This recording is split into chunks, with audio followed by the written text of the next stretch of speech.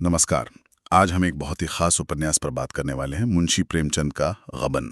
जी हाँ, गबन, जो आज भी उतना ही प्रासंगिक लगता है। बिल्कुल। तो हमारे पास इस पर काफ़ी सामग्री है, कुछ एकेडमिक विश्लेषण हैं जैसे रामकृष्ण यादव और डॉक्टर आशा कुमारी के लेख, विकिपीडिया से भी कुछ जानकारी है और भी कुछ स्रोत हैं। हाँ, कई अलग अलग नजरिए मिलते हैं इन स्रोतों से। तो हमारा मकसद है कि इन सब स्रोतों को मिला के गबन का जो सार है, उसके पात्र, उसके विषय और आज के समय में उसकी क्या जगह है, इसको समझें। चलिए कोशिश करते हैं। तो शुरुआत एक दिलचस्प सवाल से करते हैं जो अक्सर लोग पूछते हैं। उपन्यास का नाम तो गबन है, पर क्या इसमें वाकई कोई बड़ा वाला गबन होगा है, मतलब पैसों का? ये सवाल बिल्कुल सही है और सीधा उपन्यास के दिल तक जाता है। हाँ। देखिए, स्रोतों को देखें तो जो असल गबन है कहानी में, वो है नायक रमानाथ का सरकारी खजाने से करीब 800 रुपए निकालना। अच्छा, 800 रुपए? हाँ, और वो भी उसकी पत्नी जल्पा अगले ही दिन चुका देती है।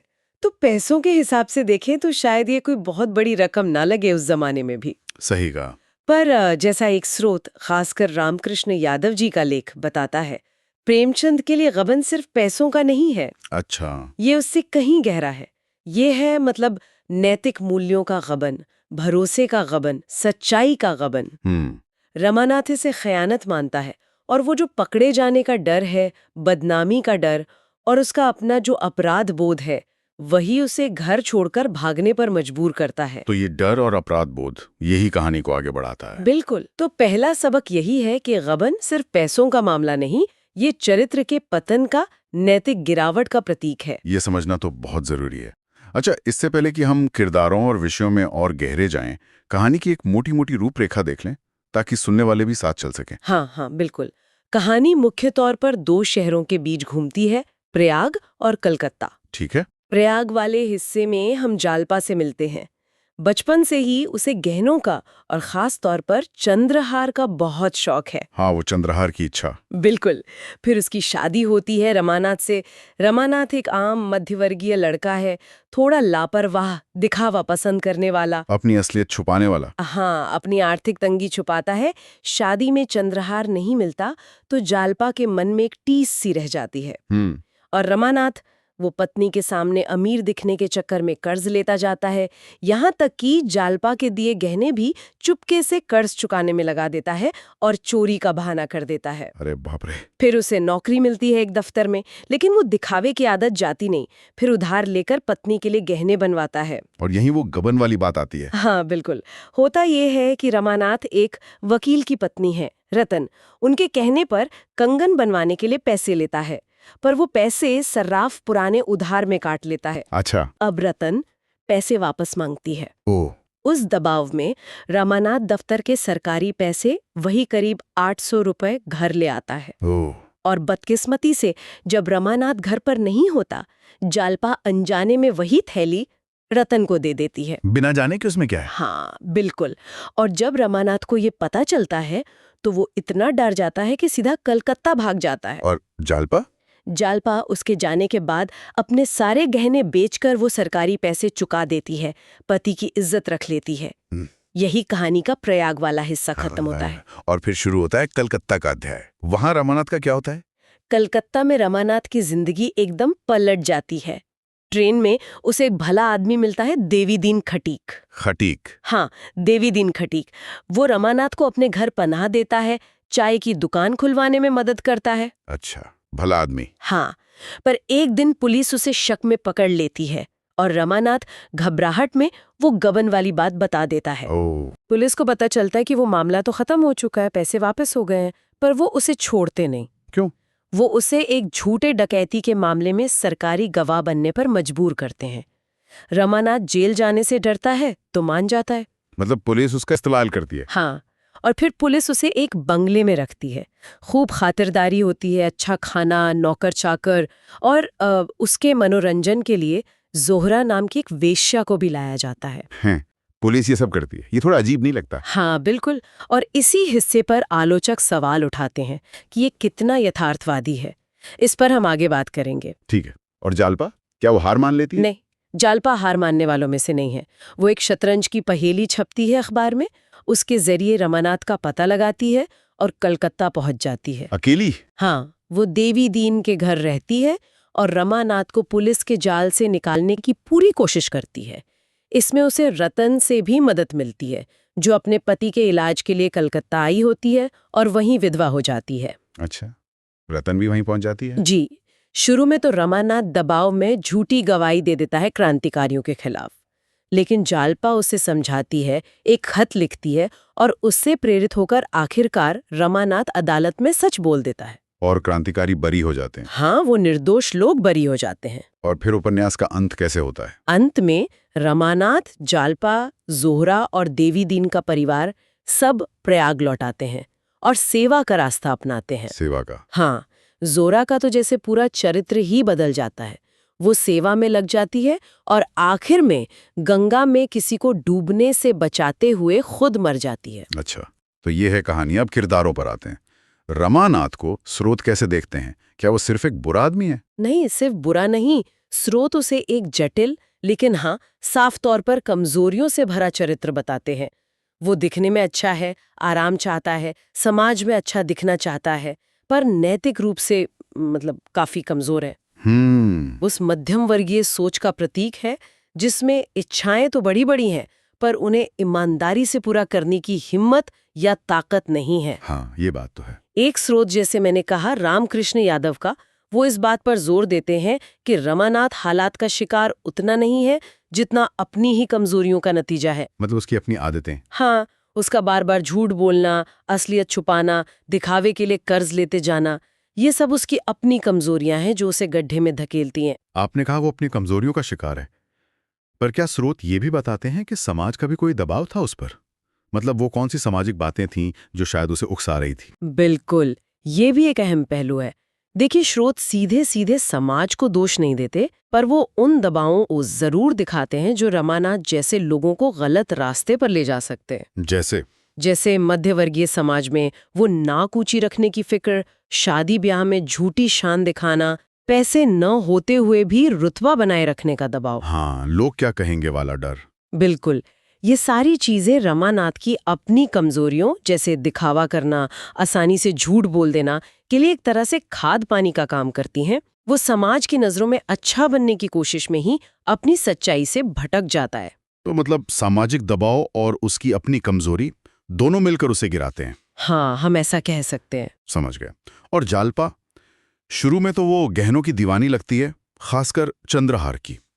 क्या ये चीज कहानी में कोई नेगेटिव रोल अदा करती है? जालपा का चरित्र तो मेरे ख्याल से उपन्यास के सबसे दमदार और विकसित होने वाले किरदारों में से एक है।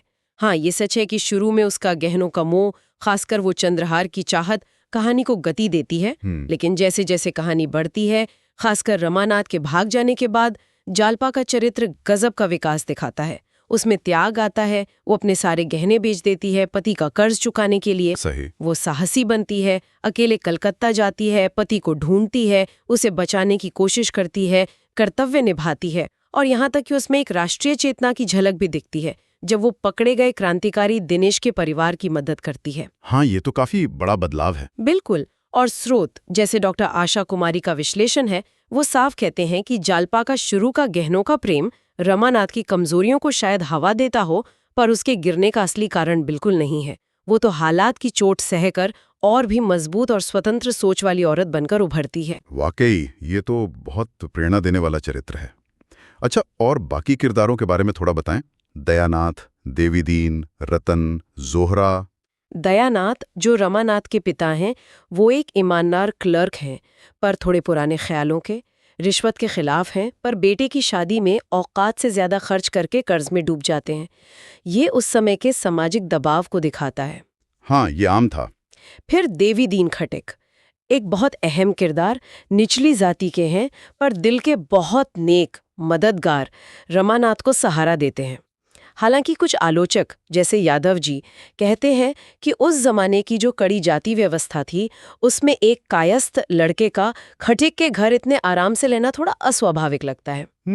ये भी एक नुक्ता है। रतन, जो वकील की पत्नी है, शुरू में जालपा जैसी ही गहनों की शौकीन, पर पति की मौत और जिंदगी के थपेड़ों के बाद वो बदल जाती है और जालपा की सच्ची दोस्त और मददगार बनती है। अच्छा। और जोहरा, जो वेश्या है, उसका जो हृदय परिवर्तन होता है और अंत में सेवा करते हुए मर जाना, इसे कई स्रोत काफी आदर्शवादी और शायद थोड़ा बनावटी भी मानते हैं। तो इन अलग अलग किरदारों से प्रेमचंद ने उस समय के समाज की एक तस्वीर बनाई है। चलिए अब उन बड़े विषयों पर आते हैं जिन्हें गबन सामने लाता है। गहनों का प्रेम तो एक मुख्य धागा है ही। हाँ, आभूषण प्रियता, खासकर मध्यवर्गीय औरतों में, और उसका समाज और अर्थव्यवस्था पर क्या असर पड़ता है, ये उपन्यास का एक बड़ा थीम है। जालपा का चंद्रहार का सपना कहानी शुरू करता है और दिखाता है कि ये चाहत कैसे घर परिवार पर असर डाल सकती है। पर ये सिर्फ औरतों की बात नहीं, ये मर्दों में दिखावे की आदत से भी जुड़ता है। और इसी से जुड़ा है मध्यवर्गीय समाज का सच, उनकी इच्छाएं, उनकी मजबूरियां और खासकर वो दिखावे का कल्चर। बिल्कुल, प्रेमचंद ने मध्यवर्गीय जीवन की इच्छाओं, समाज में इज्जत की चिंता, लोग क्या कहेंगे का डर और इस दिखावे को निभाने के लिए कर्ज के बोझ में दबने की आदत का बहुत सही चित्रण किया है। रमानाथ इसी दिखावे और नैतिक खोखलेपन का एक जीता जागता नमूना है। हाँ, वो अपनी असलियत छुपाने के लिए झूठ और कर्ज का ही सहारा लेता है। बिल्कुल। उपन्यास पति पत्नी के रिश्ते पर भी रोशनी डालता है ना? एक दूसरे पर उनका असर, जालपा की इच्छाएं, चाहे वो खुलकर ना भी कहें, रमानाथ के कामों पर असर डालती हैं। हाँ, ये भी एक बारीक लेकिन अहम पहलू है। और इसके साथ ही उपन्यास उस समय की सामाजिक रूढ़ियों और बुराइयों पर भी चोट करता है, जैसे शादी में फिजूल खर्ची, समाज में रिश्वतखोरी, जिसका दयानाथ विरोध करते हैं, और जैसा हमने देवी दीन के मामले में देखा, जाति को लेकर जो पूर्वाग्रह थे। पुलिस और कानून व्यवस्था का चित्रण भी काफी तीखा है। स्रोत क्या कहते हैं इस बारे में? स्रोत इस बात पर सहमत हैं कि प्रेमचंद ने पुलिस सिस्टम के भ्रष्टाचार, झूठे केस बनाने की उसकी आदत, गवाहों पर दबाव डालने के उसके तरीकों का बहुत असल और हिम्मत वाला चित्रण किया है। हाँ, रमानाथ के साथ जो हुआ। हाँ, उसे झूठे डकैती केस में फंसाना और फिर सरकारी गवाह बनाकर उसकी सेवा करना, ये सब उस समय की कड़वी सच्चाई पर सीधी टिप्पणी है।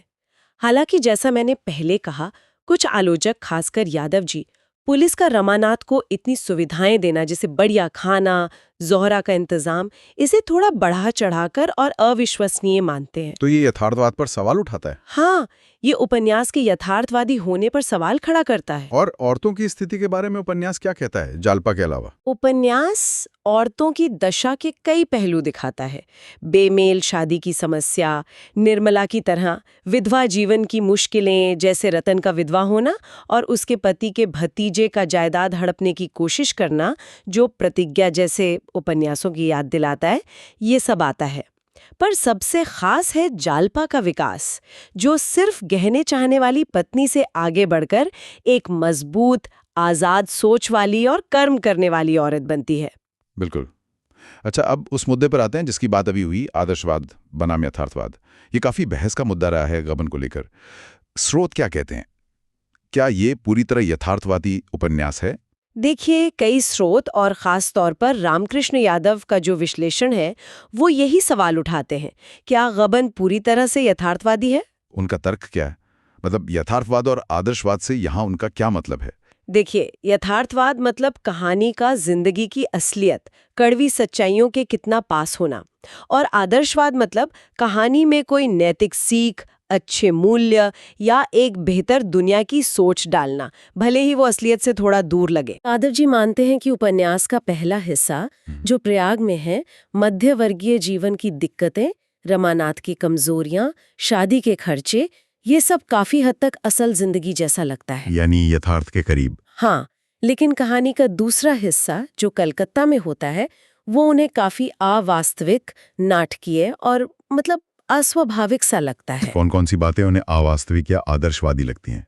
कई सारी, जैसे पुलिस हिरासत में रमानाथ की वो जबरदस्त मेहमान नवाजी, हाँ, वो तो अजीब था ही। फिर जालपा का अकेले कलकत्ता जैसे शहर में आना और इतनी आसानी से रमानाथ को खोज लेना, उस जमाने की बंदिशों को देखें तो ये कितना प्रैक्टिकल था। सोचने वाली बात है। पुलिस दारोगा का बार बार अपनी सवारी बदलना, कभी घोड़ा, कभी साइकिल, कभी मोटरसाइकिल, ये भी थोड़ा फिल्मी लगता है। डकैती के केस में जो अभियुक्त है दिनेश, उसे फांसी की सजा सुना देना, जबकि यादव तर्क देते हैं कि उस समय के कानून आईपीसी 1860 की धारा 395 डकैती में ज्यादा से ज्यादा उम्र कैद या 10 साल की सजा थी, फांसी नहीं। अच्छा, ये कानूनी नुक्ता भी है। हाँ, फिर जोहरा का वो अचानक हृदय परिवर्तन और अंत में गंगा में डूबकर मर जाना भी बहुत ज्यादा आदर्शवादी और बनावटी सा लगता है। और अंत में देवीदीन खटेक, जो पहले एक मामूली चाय वाला था, उसका एकदम से बहुत मेहनती और अमीर बन जाना भी असलियत से ज्यादा एक आदर्शवादी सोच जैसा लगता है। तो इसका मतलब ये हुआ कि प्रेमचंद, जो बाद में यथार्थवाद की तरफ बढ़े, गबन में पूरी तरह आदर्शवाद के असर से बाहर नहीं आ पाए थे। हाँ, निष्कर्ष कुछ ऐसा ही निकलता है। जालपा का चरित्र जो आखिर तक नैतिक रूप से ऊंचा रहता है, जोहरा का बदलना और सेवा करना, रमानाथ का अंत में सच मानकर पछताना, ये सब कहानी में एक आदर्शवादी रंग डालते हैं। यादव एक और दिलचस्प बात कहते हैं कि क्या प्रेमचंद अपनी जाति कायस्थ के पात्र रमानाथ के लिए अनजाने में थोड़े नरम रहे? उसके गबन को कितनी जल्दी हल्का कर दिया जाता है क्योंकि जालपा पैसे चुका देती है। हाँ, ये तो है। वहीं जो ब्राह्मण पात्र हैं, जैसे वकील इंदुभूषण, रतन, उनका चित्रण ज्यादातर अच्छा और इज्जतदार है। तो कुल मिलाकर स्रोत यही बताते हैं कि गबन यथार्थ और आदर्श का एक मिला-जुला रूप है, पूरी तरह यथार्थवादी नहीं। ये आलोचनात्मक नजरिए से उपन्यास की बनावट को समझने में काफी मदद मिलती है। अच्छा, अब आखिर में उपन्यास की भाषा और शैली पर आते हैं। डॉक्टर आशा कुमारी के लेख में इस पर काफी अच्छी चर्चा है। प्रेमचंद की भाषा की क्या खासियतें गबन में दिखती हैं? प्रेमचंद की भाषा की सबसे बड़ी ताकत है उसकी सादगी, उसका सहज होना और उसकी सफाई। वो आम पढ़ने वाले से बात करना चाहते थे, इसलिए उनकी भाषा मुश्किल या भारी नहीं होती। वाक्य अक्सर छोटे होते हैं और भाषा में एक ऐसा बहाव होता है जो पढ़ने वाले को बांधे रखता है। और भाषा को जानदार और असरदार बनाने के लिए वो क्या करते हैं? इसके लिए प्रेमचंद कई तरीके अपनाते हैं। भाषा में जान डालने के लिए वो कहीं-कहीं थोड़ी कविता जैसी भाषा और उपमाओं का बहुत खूबसूरत इस्तेमाल करते हैं। जैसे एक मिसाल स्रोत में दी है, सामने उद्यान में चांदनी कोहरे की चादर ओढ़े जमीन पर पड़ी सिसक रही थी। वाह, क्या खूबसूरत लाइन है। हाँ, इस तरह के प्रयोग भाषा को सिर्फ जानकारी देने वाला नहीं बनाते, बल्कि उसे महसूस करने लायक और तस्वीर खींचने वाला बना देते हैं। बिल्कुल। और मुहावरों, लोकोक्तियों का इस्तेमाल, प्रेमचंद इसके लिए जाने जाते हैं। हाँ, मुहावरे और लोकोक्तियां तो प्रेमचंद की पहचान है। गबन में भी इनका खूब इस्तेमाल हुआ है। खून मुंह लगना, जले पर नमक छिड़कना, सिर मुंडाते ही ओले पड़ना, दाल में कुछ काला होना, ऐसे ढेरों मुहावरे और कहावतें भाषा को न सिर्फ आसान और असरदार बनाती हैं, बल्कि उसे जमीन से जोड़े रखती हैं, उस माहौल को बनाने में मदद करती हैं जिसकी कहानी वो कह रहे हैं। अच्छा, और शब्दों को चुनने में उनका क्या तरीका था? क्या वो सिर्फ हिंदी के शब्द इस्तेमाल करते थे? शब्द चुनने में प्रेमचंद कमाल के उदार और प्रैक्टिकल थे। वो हिंदी के तत्सम, जो संस्कृत से सीधे आए, और तद्भव, जो संस्कृत से बदलकर बने, शब्दों के साथ साथ उस समय आम बोलचाल में इस्तेमाल होने वाले उर्दू और अंग्रेजी के शब्दों का भी बड़ी आसानी से इस्तेमाल करते हैं। हाँ, ये मैंने भी महसूस किया है पढ़ते हुए। आपको उपन्यास में इल्जाम, नसीब, खैरियत, हुक्म जैसे उर्दू शब्द मिलेंगे, तो टेनिस रैकेट, शर्ट, क्लर्क जैसे अंग्रेजी शब्द भी। इससे उनकी भाषा जिंदा लगती है, असलियत के करीब, बनावटी नहीं लगती। कहीं कहीं देहाती शब्द जैसे जाकड़, टीका भी मिलते हैं। भाषा ज्यादातर सीधी सरल है, मतलब शब्दों का सीधा अर्थ निकलता है बिना लाग लपेट के। पर जहां मौका मिलता है, वो समाज की गड़बड़ियों पर हल्का सा व्यंग करने से भी नहीं चूकते। बहुत खूब। तो इस सारी बातचीत का निचोड़ क्या निकलता है? तो कुल मिलाकर गबन सिर्फ एक पैसों के गबन की कहानी नहीं है। ये मध्यवर्गीय समाज की इच्छाओं और मजबूरियों, दिखावे की संस्कृति के बोझ, नैतिक कश्मकश और इंसानी रिश्तों की उलझनों की एक गहरी और सोचने पर मजबूर करने वाली कहानी है। जैसा कि हमारे स्रोतों ने दिखाया, इसमें असलियत और आदर्श दोनों का मेल है। एक तरफ समाज की कड़वी सच्चाइयां हैं, तो दूसरी तरफ इंसान की अच्छाई और सुधरने की उम्मीद भी है। प्रेमचंद की जो समाज को लेकर चिंताएं थीं, वो इसमें साफ दिखती हैं। सही। रमानाथ जहां मध्यवर्गीय इंसान की कमजोरियों और भटकाव का प्रतीक है, वहीं जालपा का चरित्र इस उपन्यास की सबसे बड़ी ताकत है। एक ऐसी औरत का सफर जो गहनों के दिखावटी मोह से शुरू होकर त्याग, हिम्मत, आत्मनिर्भरता और गहरे आत्मसम्मान तक पहुंचती है। बिल्कुल। और ये उपन्यास आज भी लगभग 100 साल बाद भी हैरत अंगेज तौर पर प्रासंगिक लगता है, नहीं? हाँ, ये तो है। प्रेमचंद ने ये कहानी उस भारत के लिए लिखी थी जो आज से बहुत अलग था। पर जरा सोचिए, क्या आज के जमाने में दिखावे के लिए अपनी चादर से बाहर पैर पसारने की आदत कम हुई है? शायद बढ़ी गई है। हाँ, ये सोशल मीडिया का युग है, इसमें सामाजिक प्रतिष्ठा का दबाव, झूठी इमेज बनाने की होड़ क्या और नहीं बढ़ गई है? बिल्कुल लगे। रमानाथ और जालपा जैसे लोग, उनकी उलझनें, उनके संघर्ष, क्या आज हमें अपने आसपास नजर नहीं आते? ये उपन्यास आज भी हमें रुक कर सोचने पर मजबूर करता है कि हम किस चीज को ज्यादा अहमियत दे रहे हैं, बाहरी दिखावे को या अंदर के मूल्यों को? हमारी असली प्राथमिकताएं क्या हैं? बहुत सही सवाल उठाया आपने।